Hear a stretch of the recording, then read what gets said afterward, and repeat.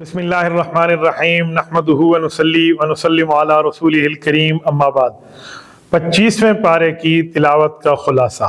अल्लाह जल्ल शान ने यहाँ पर इलैहि युरद्दु इल्मुस्साअ, इस आयत के अंदर अल्लाह जल्ल शान ने 25वें पारे की तरतीब शुरू फरमाकर इल्म गैब खासा खुदाबंदी है इसके बारे में इरशाद फरमाया कि ये लोग क़यामत के बारे में सवाल करते हैं कि बताएं क़यामत कब आएगी। तो यहाँ जवाब दिया गया कि क़यामत का एग्जैक्टली टाइम जो है, मुकर्रर करदा इल्म जो है वो अल्लाह के पास है। इसी तरह फल का अपने शगुफे से बाहर निकलना, मादा का हमल ठहरना, बच्चे का पैदा होना, ये तमाम चीज़ें अल्लाह के इल्म में बगैर कोई नहीं जान सकता। तो क़यामत के मामलात भी अल्लाह के इल्म में है। फिर इससे अगली आयत वइज़ा अनअमना, इस आयत के अंदर अल्लाह जल्ल शानो ने इंसान की फितरत, ये नेचर के बारे में बात इरशाद फरमाई है, फितरत के बारे में कि अगर इंसान पर अच्छे अहवाल आ जाएं, खुशी के मौके आ जाएं तो इंसान अकड़ जाता है, तकब्बुर दिखाता है। अहवाल अच्छे ना हो, मुआफिक ना हो तो फिर अल्लाह की तरफ रुजू करता है। यूं नहीं होना चाहिए, हर वक्त अल्लाह के सामने होना चाहिए। खुशी हो या गमी हो, हर वक्त बंदा अल्लाह जल्ल शानो के सामने रहे, अल्लाह से मांगता रहे, अल्लाह से ताल्लुक में रहे। इसकी अगली आयत में सनुरीहिम की आयत में अल्लाह जल्ल शानो ने कुदरत व तौहीद बारी ताला की निशानियां, अलामात, वजाहतें, इनके बारे में इरशाद फरमाया कि अल्लाह जल्ल शानो कायनात में आसमान को, ज़मीन को, खुद तमाम इंसान के अपने जिस्म के अंदर अगर अकल है, शुऊर है, इसको बंदा देखे तो इतराफ़ करने पर मजबूर हो जाएगा। ये इतराफ़ करेगा कि आसमान किसी मखलूक का बनाया हुआ नहीं है, ज़मीन किसी मखलूक की बनाई हुई नहीं है। ये पहाड़ हैं, ये समंदर है, ये दरिया है, ये दरिंदे हैं, ये चरिंदे हैं, ये परिंदे हैं, ये सब कुछ है, ये खालिसतन अल्लाह के बनाए हुए। हम अपनी आँख को देखें, कान को देखें, ज़बान को देखें, नाक को देखें, दिमाग को देखें, हाथ को देखें, पाँव को देखें, पेट को देखें, अंदर चलते हुए निज़ाम को देखें, तो सब कुछ एक अल्लाह के अम्र कुन से चल रहा है। तो बंदा अगर इस पे भी गौर करे तो इंसान कहेगा वाकई अल्लाह जल्ल शानो की तरफ से मामला हो रहा है, ये बिल्कुल ऐसे ही है। फिर इंसान के जिस्म में अपने आप पे हम एक एक उज़्व पे गौर कर सकते हैं कि इसमें रगें कितनी है, कैसी जोड़ी गई,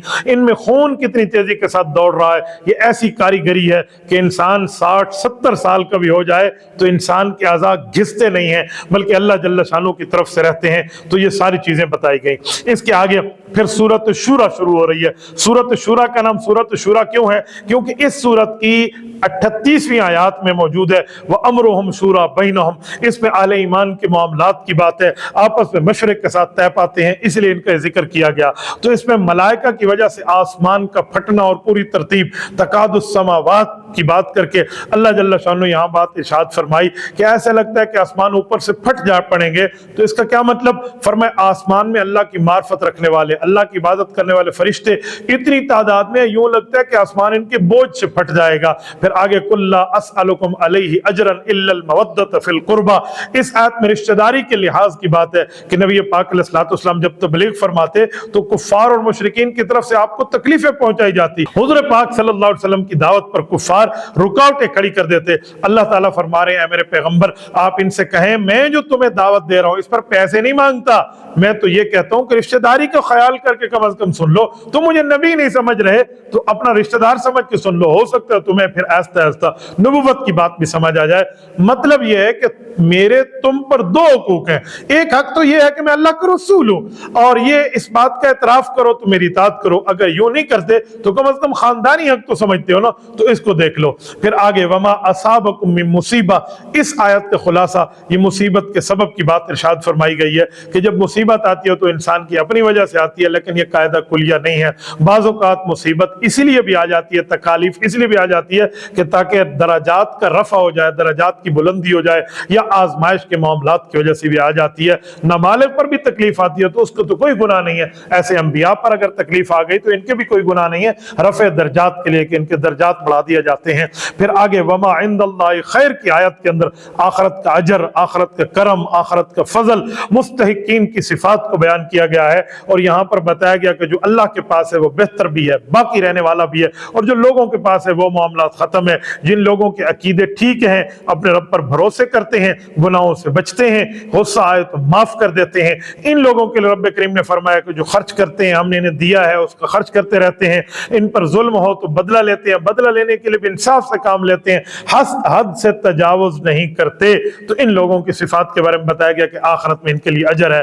फिर खालिक कायनात का सिर्फ अल्लाह की जात है। लिल्लाहि मुल्कुस समावाति वल अर्द यखलुकु मा यशा यहबु लिमन यशाउ इनासा व यहबु लिमन यशाउ ज़ुकूर औ युज़व्विजुहुम ज़ुकरान व इनासा व यजअलु मन यशाउ अक़ीमा। इस आयत के अंदर रब्बे करीम ने पूरी कायनात की तख्लीक को बयान फरमाया कि अल्लाह की सिफत खल्क है। इसके अंदर अल्लाह जल्ल शानो की सिफत में कोई शरीक नहीं है। अल्लाह इंसानियत को पैदा करता है, अल्लाह औलाद देता है, जिसे चाहे रब लड़की दे, जिसे चाहे रब लड़का दे, या लड़की और लड़के दोनों मिला के दे, जिसे चाहे अल्लाह बांझ बना दे। ये रब्बे करीम का मामला, इसमें दुनिया के किसी बंदे का कोई इख्तियार नहीं है। लेकिन यहाँ पर अल्लाह ताला ने तरतीब में पहले लड़की का जिक्र किया, पहले बेटी का जिक्र किया, बेटे का जिक्र बाद का किया। अगर किसी बंदे के यहाँ बेटी पहले पैदा होती है और बेटा बाद में पैदा होता है तो इसको खुश होना चाहिए, ये कुरान की तरतीब है। हमारे नबी पाक सल्लल्लाहु अलैहि वसल्लम के घर में भी पहले बेटी पैदा हुई है, लिहाजा बेटी बहुत बड़ी अल्लाह की रहमत है।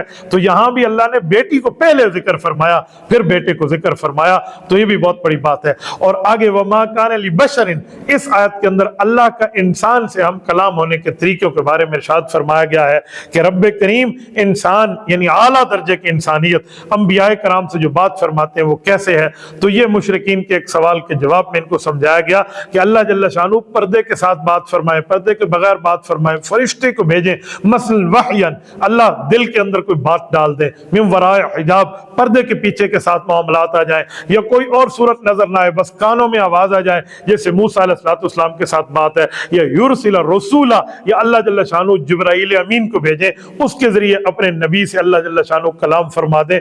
तो ये बात फरमाकर रब्बे करीम ने इस सूरत को यहाँ पर खत्म फरमा दिया। इससे आगे सूरत ज़ुख़रुफ़ है। ज़ुख़रुफ़ का लफ्जी तर्जुमा गोल्डन, सोने का होता है। ज़ुख़रुफ़ सोने को कहते हैं। इस आयत में सोने का जिक्र है, तो रब्बे करीम ने कुरान करीम की इस जगह में सोने के बारे में बात फरमाई है। यहाँ पर हज़रत इब्राहीम, हज़रत मूसा, हज़रत ईसा अलैहिमुस्सलावातु वस्सलाम की बातों को रब्बे करीम ने इरशाद फरमाया, उनका जिक्र किया है और मुशरिकीन के कई एतराज़ात के जवाबात दिए हैं। यहाँ पर कुरान करीम के वाज़े दलाइल और वाज़े होने का मतलब बयान फरमाया, हामीम वल किताबिल मुबीन फरमाकर अल्लाह ने वाज़े बयान फरमाया कि कुरान वाज़े है, वाज़ो नसीहत के लिए है, वाज़े किताब है। इसका मतलब इसके अहकाम बहुत वाज़े हैं, आपको समझ आ जाएंगे। अगर कुछ अहकाम ऐसे हैं कि उनमें इस्तिंबात इज्तिहाद की जरूरत न होती तो वाज़े तौर पर समझ जाए, इज्तिहाद की जरूरत होती है तो वहाँ पर उलमाए कराम जो माहिरीन हैं कुरानियात के, वो समझा कर पूरी तरतीब समझा सकते हैं। मुशरिकीन की जो सोच है, अल्लाह ताला ने सोच को काबिल नफरत फरमाया कि मुशरिकीन कहते हैं अल्लाह के लिए जो है वो फरिश्ते अल्लाह की बेटियां हैं। तो इस पर अल्लाह जल्ल शान ने अपनी नाराजगी की बात फरमाई कि इनकी अपनी बेटी पैदा हो जाए तो बेटी को जिंदा दरगोर कर देते हैं। ज़ल्ला वजहु मुस्वद्दा, इनका चेहरा काला पड़ जाता है कि जी हमारी बेटी पैदा हो गई है, तुम तो ऐसे शरीर हो और अल्लाह के लिए बात करते हो कि फरिश्ते फरिश्ते नहीं है, वो अल्लाह की बेटियां हैं। तो लिहाजा ये गलत बात है। कैसी गलत और नफरत अंगेज सोच है तुम्हारी। रब्बे करीम ने इनकी गलत सोच के ऊपर रद्द फरमाया।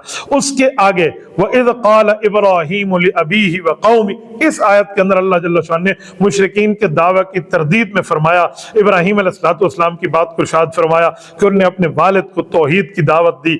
लोग कहते थे हम बाप दादा के तरीके पे हैं। इब्राहीम अलैहिस्सलाम ने पूरी तरतीब के साथ समझाया कि बाप दादा के रास्ते पे तब चले जब बाप दादा हिदायत के रास्ते पे हो। अगर वो हिदायत के रास्ते पे नहीं है तो हमें हिदायत के रास्ते पे चलना चाहिए और अपनी औलाद को कलमा तौहीद समझाना चाहिए, शिर्क से बाज इन लोगों को बाज करना चाहिए। ये बात इरशाद फरमाई। और आगे वक़ालू लौला नुज़्ज़िला हाज़ल कुरआन, या मुशरिकीन की एक और सोच है, गौर से समझें। उसके ऊपर रद्द हुआ।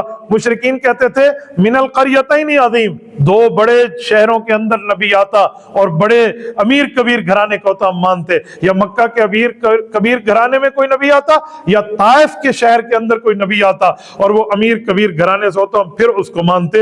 ये मुशरिकीन की सोच थी। अल्लाह ताला ने अपनी रहमत खासा से इनको जो जवाब दिया है कि वो रसूलुल्लाह सल्लल्लाहु अलैहि वसल्लम के ऊपर है, आप जो भी कहें नबुव्वत इनको मिल गई है, लिहाजा इन्हीं को आपको तस्लीम करना चाहिए। अल्लाह जल्ल शान ने इन आयात में फिर अगली आयात में इसका जवाब दिया कि नबुव्वत को तुम तकसीम करते हो कि फलां को मिलनी चाहिए, फलां को नहीं मिलनी चाहिए। नबुव्वत तो अल्लाह जल्ल शानो की रहमत खासा है, अल्लाह जिसे चाहे अता फरमाता है। तुम्हारे यहाँ इन बातों की जो मामले है ना, वो अल्लाह के यहाँ उसकी कोई वक़्त नहीं है। अल्लाह ने आला चीज़ को आला दर्जे पे रसूलुल्लाह को दिया है और रसूलुल्लाह से बढ़ के इस धरती पे आला कौन है, क्योंकि जो नबी हैं वो बादज खुदा बुजुर्ग तू ही किस्सा मुख्तसर वो रसूलुल्लाह सल्लल्लाहु अलैहि वसल्लम की ज़ात अक़दस है। अगली आयत में जिक्रुल्लाह के छोड़ने की बात फरमाई कि जो जिक्रुल्लाह छोड़ता है, अल्लाह की याद को छोड़ता है, शैतान उस पर मुसल्लत हो जाता है, वो शैतान के तसल्लुत पे रहता है, शैतान के ज़ेर असर रहता है। तो ऐसे बंदों को कोई हिदायत याफ्ता कोई मामला नहीं है, ये बयान किया गया। साबिक़ा अंबियाए कराम से सवाल करने की बाबत एक बात आई है, नबी अलैहिस्सलाम से फरमाया कि साबिक़ा अंबियाए कराम से पूछें। दो मतलब है, एक मतलब तो ये कि उनकी किताबों से पूछें, तौरात से, ज़बूर से, इंजील से, सहाइफ से। दूसरी बात यह है कि रसूलुल्लाह सल्लल्लाहु अलैहि वसल्लम की मुलाकात है बाकी अंबियाए कराम से, मेराज की रात है, तो उस वक्त उनसे सवाल हो सकता है। फिर यहाँ आगे एक काफिर शख्स के सवाल और उसके जवाब को जिक्र किया गया, वलम्मा ज़ुरिबा। यहाँ से अल्लाह जल्ल शानो ने एक बात का जवाब इरशाद फरमाया है कि जो काफिर कहते हैं कि जिनकी इबादत करते हैं हम, यानी बुत, ये भी जहन्नम जाएंगे, हम भी जाएंगे, तो फिर ईसा अलैहिस्सलाम की तो भी इबादत की जाती है, तो लिहाजा ईसा अलैहिस्सलाम भी नऊज़ुबिल्लाह जहन्नम जाएंगे। फरमाया ऐसा कुछ भी नहीं है। ईसा अलैहिस्सलाम ने थोड़ी कहा है कि जी तुम हमारी हमें माबूद मानो और हमारी इबादत करो और तुम हमारे आबिद बनो, तो लिहाजा उनका मामला नहीं है, ये मामला तुम्हारा है। इसीलिए इनको और हजरत ईसा अलैहिस्सलाम के मामले को अलग अलग किया गया। अगली आयत में अकीदा इब्नियत है और मुशरिकीन के इस नजरिए की तरदीद, और अल्लाह रब्बुल इज्जत ने इस पर रद्द फरमाया है। कुल इन कान लिर्रहमान वलद फाना अव्वलुल आबिदीन कहकर फरमाया, ये बिलफर्ज वल महाल, ये इम्पॉसिबल बात की जा रही है, impossible, very very impossible sentence जिसे कहते हैं, ये बिलफर्ज वल महाल पे कि देखो अगर अल्लाह का बेटा होता, नऊज़ुबिल्लाह, अल्लाह का बेटा होता तो हुज़ूर पाक अलैहिस्सलाम ने फरमाया फिर तो सबसे पहले मैं उसकी इबादत करता, लिहाजा जब मैं उसकी इबादत नहीं कर रहा तो पता चला अल्लाह का बेटा नहीं है। जब अल्लाह का बेटा नहीं है तो अल्लाह अकेला है, यह अल्लाह की तौहीद है और वहदहु ला शरीक है, यह वहदानियत है, अहदियत है, समदियत है, इसको बयान फरमाया गया है। और फिर इस सूरत को इख्तिताम हुआ, फिर आगे सूरत दुखान शुरू हुई। दुखान कहते हैं धुएं को अरबी जुबान में, तो धुएं की बात यहाँ पर जिक्र हुई और धुएं का क्या जिक्र है, ये धुआं जो मुशरिकीन पर एक मुसल्लत हुआ था वो यहाँ पर बयान फरमाया जा रहा है। इन्ना अंज़लनाहु फी लैलतिन मुबारकतिन इन्ना कुन्ना, इस आयत के अंदर रब्ब करीम ने जो बात फरमाया कि हमने कुरान को बाबरकत रात में नाज़िल फरमाया। बाबरकत रात कौन सी है? अल कुरान युफस्सिरु बाज़ुहु बाज़ा, कुरान का एक हिस्सा दूसरे हिस्से की तफसीर करता है। ये कंजुल उम्माल के अंदर मौजूद है हदीस पाक। तो अगर हम दूसरे तरह पे कुरान की तफसीर इस आयत में देखें तो इन्ना अंज़लनाहु फी लैलतिल क़द्र कहकर अल्लाह जल्ल शान ने इसकी तफसीर फरमा दी कि ये शब कद्र के अंदर कुरान नाज़िल हुआ। इसकी और भी तफसीरात हैं, लेकिन एक तफसीर मैंने आपके सामने अर्ज कर दी कि नबी अलैहिस्सलाम के दिल अक़दस पर 23 साल पर कुरान नाज़िल होता रहा। अच्छा, यहाँ जो लफ्ज़ है दुखान, बिदुखान मुबीन, तो दुखान से क्या मुराद है? इसकी तफासिर तो कई हैं, मैं एक तफसीर आपकी खिदमत में रखता हूँ। कुफ़ार ने रसूलुल्लाह की मुखालफत की, मुसलसल दुश्मनी रखी, तो इन पर सख्त कहत पड़ा। इतना कहत आ गया कि लोगों की मुर्दार हड्डियां खाने पर मजबूर हो गए।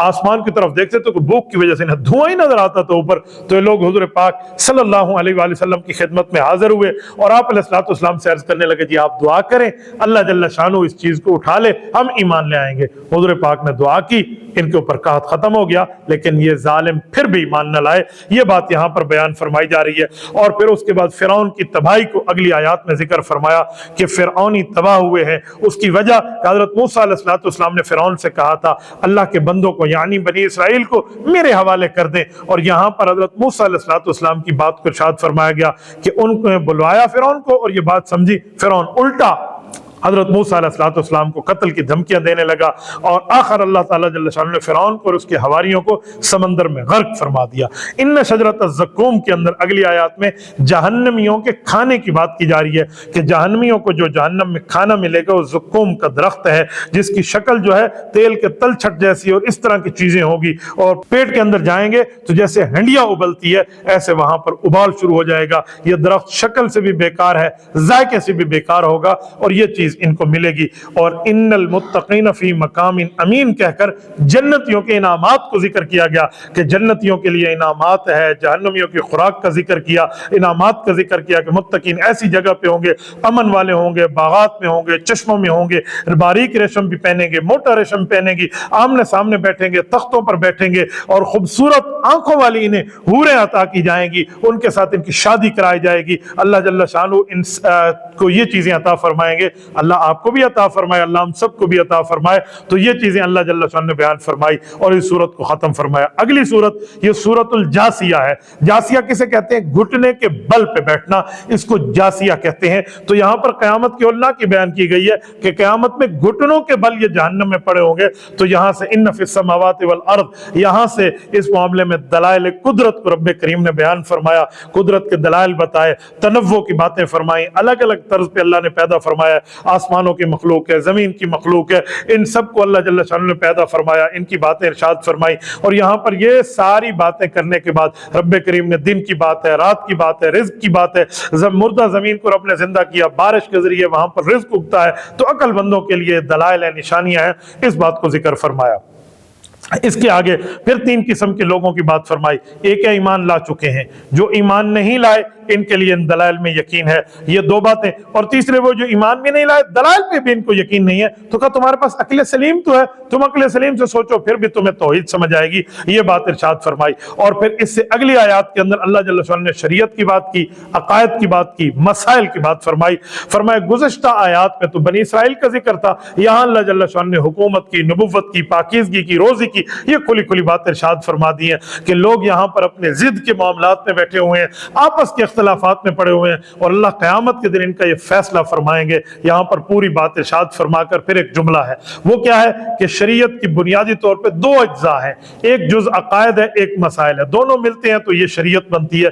انبیاء کرام, ہمارے نبی پاک علیہ الصلوۃ والسلام کے معاملات سمیت تمام کے عقائد ایک ہیں, عقائد میں کوئی اختلاف نہیں ہے. البتہ مسائل شریعت ہر امت کے الگ الگ ہیں. ایسا بھی ہوتا ہے کہ ان کی شریعت کا جو مسئلہ ہوتا ہے وہ ہماری شریعت میں بعین ہی وہی ہوتا ہے, کبھی ان کا اور ہمارا الگ بھی ہو جاتا ہے, جبکہ ان کی شریعت کے مسائل کو وہ منسوخ نہ کیا گیا ہو تو پھر وہی مسئلہ وہاں پر جاری رہتا ہے. جو نسخ اور منسوخ ہوتے ہیں وہ آیات کے اندر بمعنی مسائل میں ہوتے ہیں, عقائد میں بالکل نہیں ہوتے, عقائد ایک ہی ہیں. پھر قیامت کے ہولناکی کو ذکر فرمایا, جہاں پر اس پارے کو پورا فرمایا, وَلِلَّهِ مُلْكُ السَّمَاوَاتِ وَالْأَرْضِ کہہ کر فرمایا قیامت کے دن مختلف مراحل سے گزرنا پڑے گا. ایک مرحلہ ایسا بھی آئے گا کہ وہاں کے ہولناکیوں کو دیکھ کے لوگ گھٹنوں کے پر جھک جائیں گے اور اپنے اعمال کے بدلے میں بیٹھے ہوں گے. تو گھٹنوں پر جھکے ہوں گے, یہ خوف کی کیفیت ہوگی. تو گھٹنے پہ جھکنے کو جاسیہ کہتے ہیں, تو اس لیے سورت کا نام جاسیہ ہے. اور یہاں پر 25واں پارہ پورا ہو گیا ہے. اللہ جل شانہ آپ کو رم صراط مستقیم عطا فرمائے. جزاکم اللہ تعالی, وآخر دعوانا ان الحمد للہ رب العالمین.